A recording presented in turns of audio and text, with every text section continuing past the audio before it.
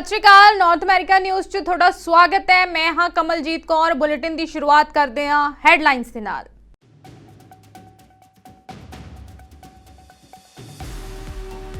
दुनिया भर दीआं कंपनियां अमरीका विच $100 बिलियन तो ज्यादा दा कर रहीआं ने निवेश। राष्ट्रपति जो बाइडन दा दावा।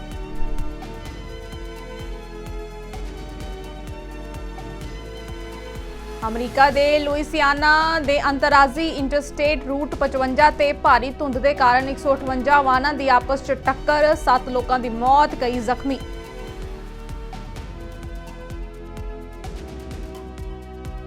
डग फोर्ड सरकार कई ओंटारियो म्यूनसिपैलिटियां दियां शहरी सीमावां नूं बदलण दी बना रही है योजना। नवे हाउसिंग मंत्री पाल कैलेंडरा ने दित्ती इस संबंधी जानकारी।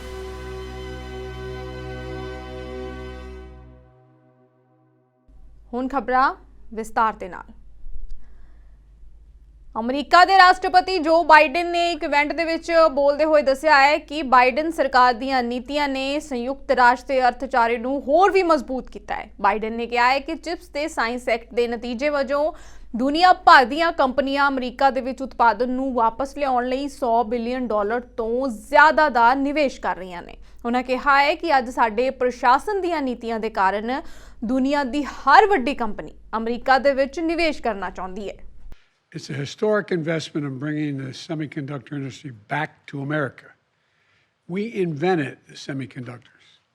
Those little computer chips are about the size of the tip of your little finger.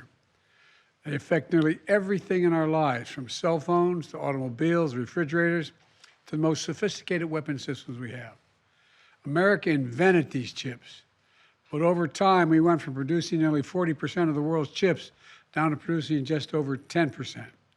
And as a result of the Chips and Science Act, the semiconductor companies all over the world are investing over $100 billion to bring chip production back to the United States. I've visited almost every major center, starting from South Korea on, and they want to be here, building the chips here in America. Second, the bill created what we call tech hubs as part of the bill. A tech hub is we're going to invest in critical technologies like biotechnology, critical materials, quantum computing, advanced manufacturing. So the U.S. will lead the world again in innovation across the board. These hubs all around the country will bring together private industry, higher education, state and local governments, tribes, and organized labor. Today, we're announcing that 31 tech hubs spread across the entire company will be able to compete for up to $75 million each to accelerate and scale up their work. And I want to thank Majority Leader Chuck Schumer and Senator Todd Young and Representative Joe Morelli and Susan Wild for their work to make this happen. Representatives from many of these hubs are in the screen behind me and in front of me. That's why I was starting to look to see whether they were still there. The work they're doing is transformational. For example, a tech hub in Wisconsin is going to bring together research labs, medical device manufacturers, and engineers. They're going to build technology that supports personalized medicine, like tests, treatments, and therapies specifically tailored to a patient's genetic code and medical records.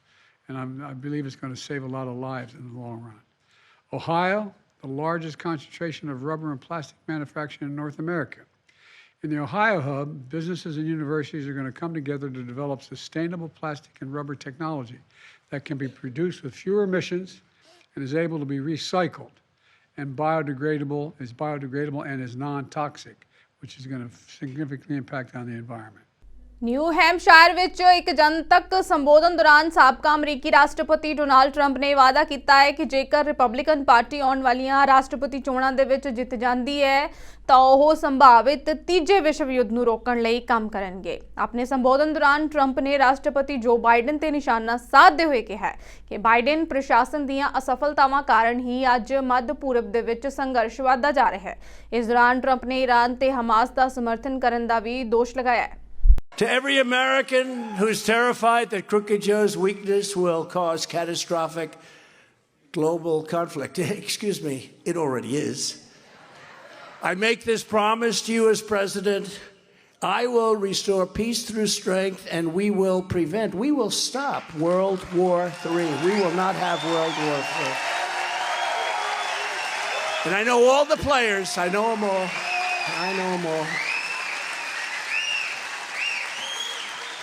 Because it was Joe Biden, with his weakness and what he did with Iran and others, that caused the attack on Israel. That's very simple. They would have never attacked Israel. Never. Russia would have never attacked Ukraine.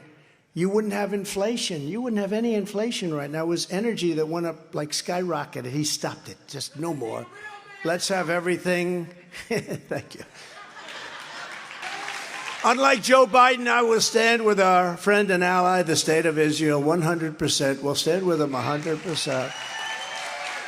And unlike Crooked Joe, I will fully support Israel's mission of ensuring that the terrorist group Hamas is defeated, dismantled, and permanently destroyed. They have to destroy them. And they have to be careful in their type of attack.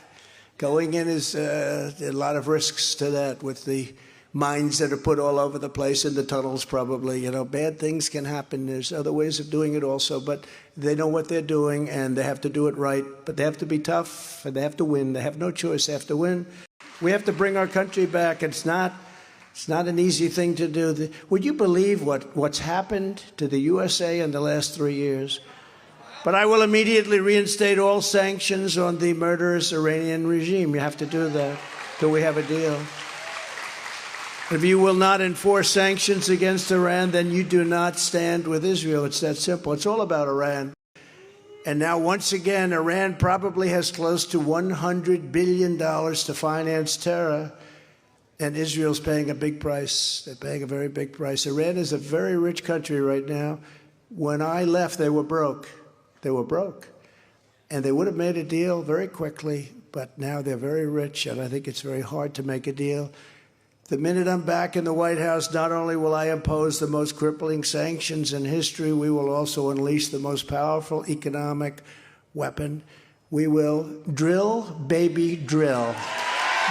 ਮੈਸਾਚੁਸੈਟਸ ਵਿਖੇ ਵਾਲਥਮ ਸਥਿਤ ਬ੍ਰੈਂਡਿਸ university ਵਿੱਚ 6ਵੀਂ ਅੰਤਰਰਾਸ਼ਟਰੀ conference ਨੂੰ ਸੰਬੋਧਿਤ ਕਰਦੇ ਹੋਏ chief justice ਡੀ.ਵਾਈ Chandrachud ਨੇ ਕਿਹਾ ਹੈ ਕਿ ਬਦਕਿਸਮਤੀ ਨਾਲ ਕਾਨੂੰਨ ਪ੍ਰਣਾਲੀ ਨੇ ਵਾਂਝੇ ਲੋਕਾਂ ਦੇ ਖਿਲਾਫ ਇਤਿਹਾਸਕ ਗਲਤੀਆਂ ਨੂੰ ਕਾਇਮ ਰੱਖਣ ਦੇ ਵਿੱਚ ਅਕਸਰ ਮਹੱਤਵਪੂਰਨ ਭੂਮਿਕਾ ਨਿਭਾਈ ਹੈ। ਇਸ ਦੇ ਨਾਲ ਹੋਣ ਵਾਲਾ ਨੁਕਸਾਨ ਪੀੜ੍ਹੀਆਂ ਤੱਕ ਰਹਿ ਸਕਦਾ ਹੈ। ਜਸਟਿਸ ਚੰਦਰਚੂੜ ਨੇ ਕਿਹਾ ਹੈ ਕਿ ਪੂਰੇ ਇਤਿਹਾਸ ਵਿੱਚ ਹਾਸ਼ੀਏ ਤੇ ਰਹੇ ਸਮਾਜਿਕ ਸਮੂਹਾਂ ਨੇ ਭਿਆਨਕ ਤੇ ਗੰਭੀਰ ਗਲਤੀਆਂ ਦਾ ਸਾਹਮਣਾ ਕੀਤਾ ਹੈ, ਜੋ ਅਕਸਰ ਪੱਖਪਾਤ ਅਤੇ ਵਿਤਕਰੇ ਵਰਗੀਆਂ ਚੀਜ਼ਾਂ ਦੇ ਕਾਰਨ ਪੈਦਾ ਹੁੰਦਾ ਹੈ।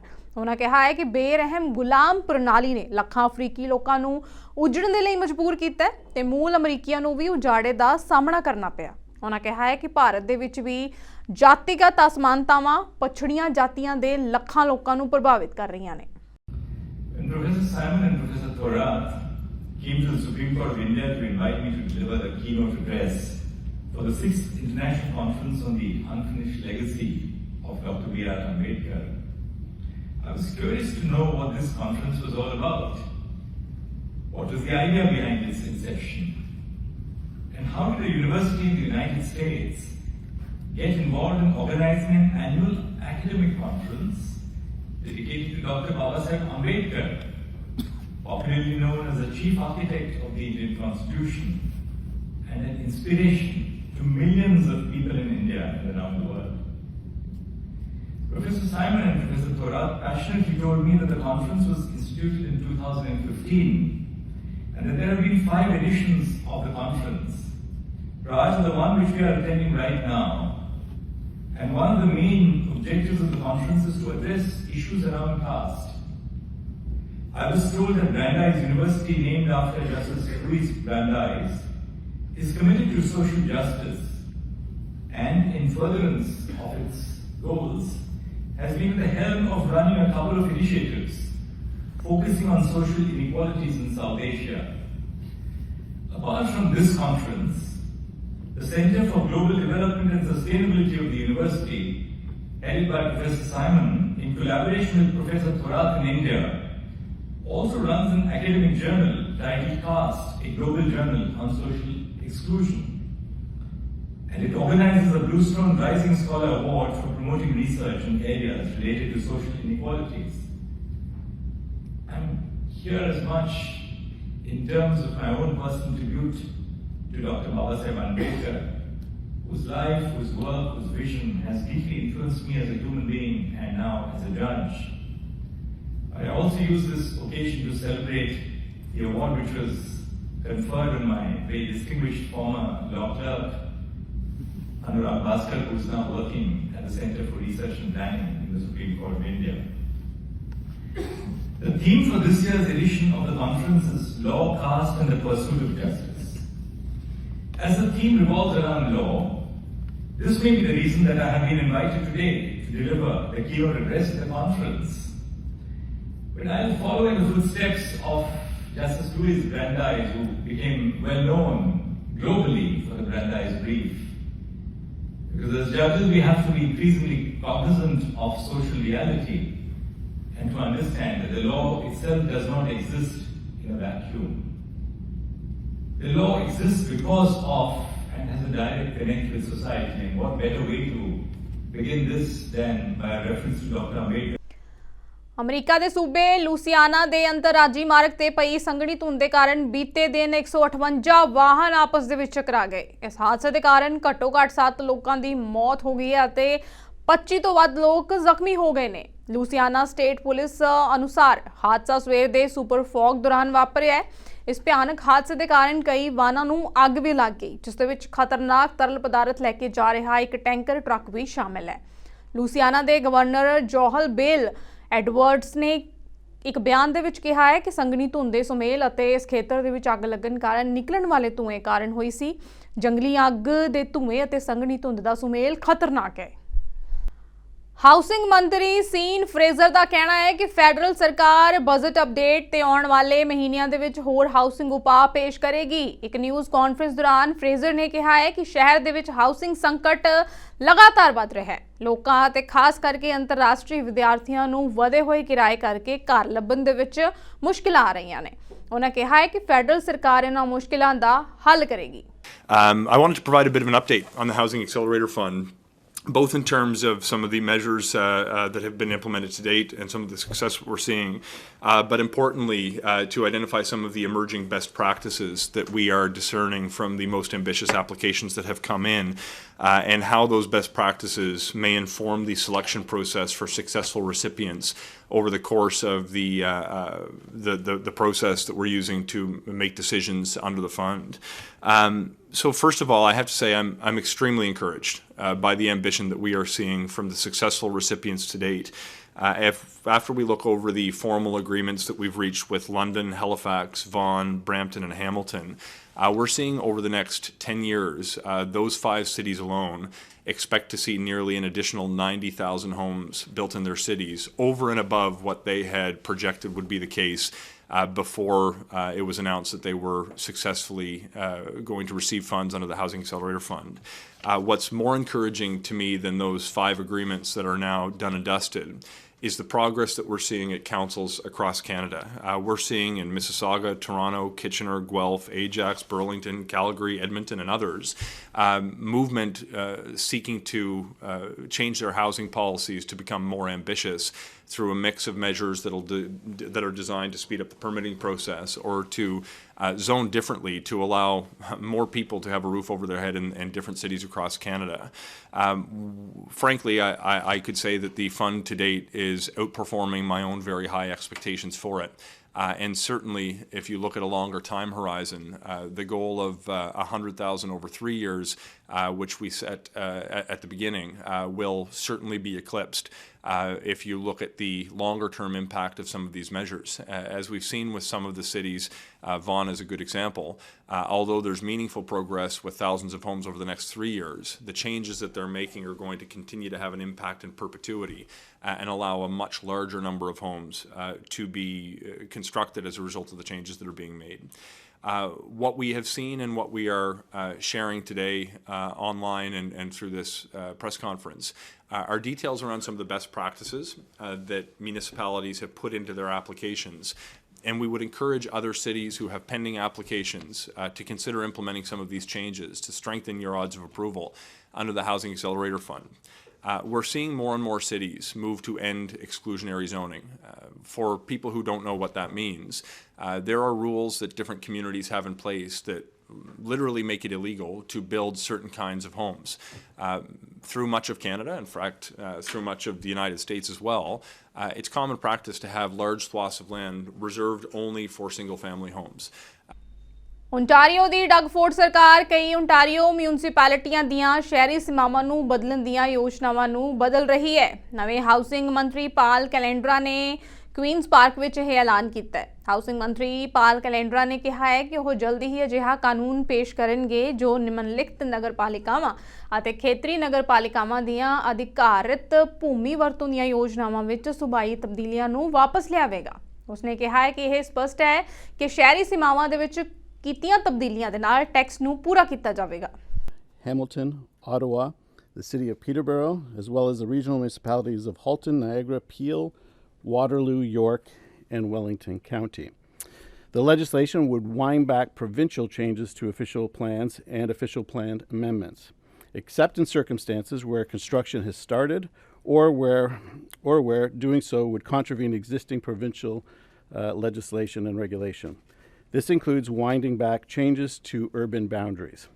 We want to make sure that the reset plans match our shared ambitions to build more homes, especially now that these municipalities have made their housing pledges.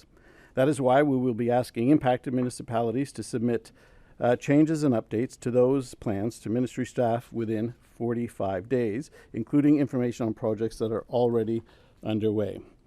And finally, in recognition of associated costs, we will work with them to assist the planning staff on the costs that they would have incurred. Now, our goal is to work closer with Ontario municipalities to ensure that we continue to meet our goal of building 1.5 million homes across the province of Ontario. And with that, I can take any questions that you might have. Minister, what is it about the process that has made you pull back on all these official plans? We know some things about the process, similar to the Greenbelt, involving some of the same people who are no longer employed by the government, and involving direct requests from developers. So is this a response to a process that looked like some people had their fingers in the cookie jar? Yeah, so when I got there, when I was appointed, one of the first things I did was start to look at the Toronto City Plan, and as well as some of the others that I just mentioned. And in some instances, I just think there was too much involvement from the minister's office, individuals within the minister's office. So we started a process with the City of Toronto that I want to expand to the rest of these municipalities, where we accepted the changes that they were contemplating. We looked at where they're in line with the provincial policy statement, and then working closely with them to see on where we could agree on some of the other changes that were in the plan. It's working very well, I think, with the City of Toronto, and this is a process that I want to do with the other municipalities.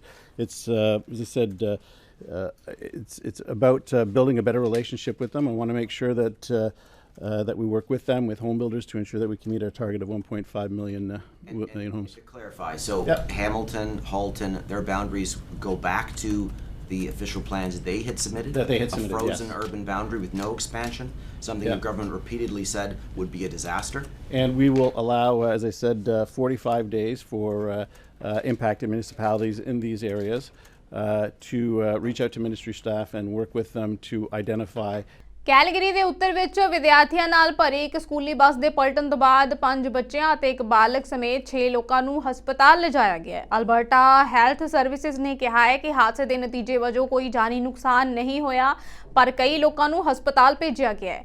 RCMP ਨੇ ਦੱਸਿਆ ਹੈ ਕਿ 6 ਲੋਕਾਂ ਨੂੰ ਗੈਰ ਜਾਨਲੇਵਾ ਸੱਟਾਂ ਲੱਗੀਆਂ ਨੇ। 3 ਬੱਚੇ ਡਾਕਟਰੀ ਦੇਖਭਾਲ ਪ੍ਰਾਪਤ ਕਰ ਰਹੇ ਨੇ, ਜਦੋਂ ਕਿ 2 ਹੋਰ ਤੇ ਇੱਕ ਬਾਲਗ ਨੂੰ ਕੈਲਗਰੀ ਦੇ ਹਸਪਤਾਲਾਂ ਦੇ ਵਿੱਚ ਲਿਜਾਇਆ ਗਿਆ ਹੈ। ਇੱਕ ਨਿਊਜ਼ ਰਿਲੀਜ਼ ਦੇ ਵਿੱਚ ਆਰਸੀਐਮਪੀ ਨੇ ਕਿਹਾ ਹੈ ਕਿ ਟੱਕਰ ਦੇ ਸਮੇਂ ਬੱਸ ਦੇ ਵਿੱਚ 9 ਵਿਦਿਆਰਥੀ ਤੇ 2 ਅਧਿਆਪਕ ਸਵਾਰ ਸਨ, ਜਿਸ ਦੀ ਜਾਂਚ ਚੱਲ ਰਹੀ ਹੈ। ਭਾਰਤੀ ਅਮਰੀਕੀ ਕਾਂਗਰਸਮੈਨ ਸ੍ਰੀ ਥਾਣੇਦਾਰ ਨੇ ਹਮਾਸ ਨੂੰ ਬਰਬਰ ਦਹਿਸ਼ਤਗਰਦ ਐਲਾਨਿਆ। ਉਹਨਾਂ ਕਿਹਾ ਹੈ ਕਿ ਹਮਾਸ ਨੂੰ ਖਤਮ ਕੀਤਾ ਜਾਣਾ ਚਾਹੀਦਾ ਹੈ ਅਤੇ ਇਸ ਦੀਆਂ ਫੌਜੀ ਸਮਰੱਥਾਵਾਂ ਨੂੰ ਨਸ਼ਟ ਕਰਨਾ ਜ਼ਰੂਰੀ ਹੈ। ਹਮਾਸ ਇੱਕ ਕੱਟੜਪੰਥੀ ਸੰਗਠਨ ਨਹੀਂ ਹੈ, ਕੋਈ ਵਿਰੋਧੀ ਲਹਿਰ ਨਹੀਂ ਹੈ, ਸਿਰਫ ਵਹਿਸ਼ੀ ਸੰਗਠਨ ਹੈ। ਉਹ ਸਮਾਂ ਹੈ ਜਦੋਂ ਅਸੀਂ ਉਹਨਾਂ ਨੂੰ ਸਿਰਫ ਇਸ ਲਈ ਦੂਰ ਨਹੀਂ ਤੱਕ ਸਕਦੇ ਕਿਉਂਕਿ ਉਹ ਮੁੜ ਸੰਗਠਿਤ ਹੋਣਗੇ ਤੇ ਵਾਪਸ ਆਉਣਗੇ, ਇੱਕ ਵਾਰ ਫੇਰ ਤੋਂ ਅਤਿਆਚਾਰ ਕਰਨਗੇ। Whether it is Israeli civilian life or Palestinian civilian life should not happen.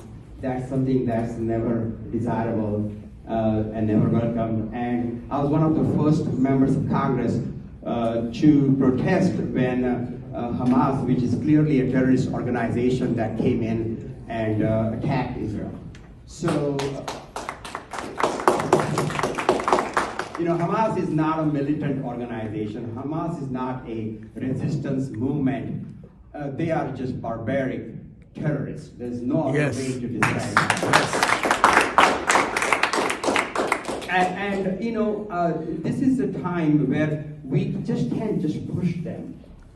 Because they will regroup and come back and do these atrocities once again. Yes. That's what they will do. So, we need at this stage to eliminate them. Eliminate Hamas from the face of this earth. We need to dismantle their military operations. We need to free the Palestinian people, the 2 million Palestinian people that live in Gaza. They need to be freed from these terrorist control of Gaza. So that is really what I feel. Now, there is a lot of talk about ceasefire, but I feel that is premature. These Hamas terrorists have used the civilians, misused the civilians as a shield for them. And unfortunately, that's causing tremendous loss, which is so regrettable.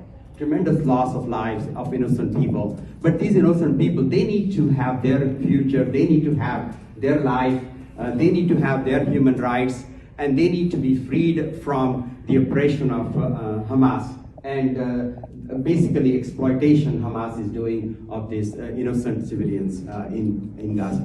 Bulletin ਦੀ ਅਖੀਰ ਵਿੱਚ ਇੱਕ ਵਾਰ ਫਿਰ ਤੋਂ ਨਜ਼ਰ ਮਾਰਦੇ ਹਾਂ headlines ਤੇ।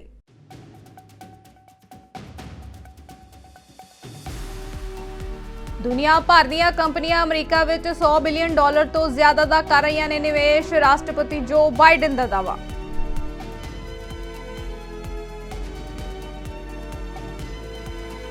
America ਦੇ ਲੁਈਸਿਆਨਾ ਦੇ ਅੰਤਰਰਾਜੀ ਇੰਟਰਸਟੇਟ ਰੂਟ 55 ਤੇ ਭਾਰੀ ਧੁੰਦ ਦੇ ਕਾਰਨ 158 ਵਾਹਨਾਂ ਦੀ ਆਪਸ 'ਚ ਟੱਕਰ, 7 ਲੋਕਾਂ ਦੀ ਮੌਤ, ਕਈ ਜ਼ਖਮੀ।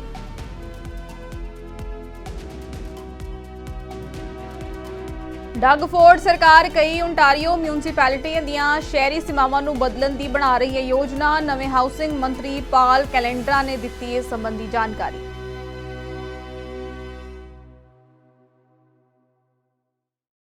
ਸੋ ਨਾਰਥ ਅਮਰੀਕਾ ਨਿਊਜ਼ ਦੇ ਵਿੱਚ ਫਿਲਹਾਲ ਇੰਨਾ ਹੀ। ਮੈਨੂੰ ਦਿਓ ਇਜਾਜ਼ਤ। ਧੰਨਵਾਦ।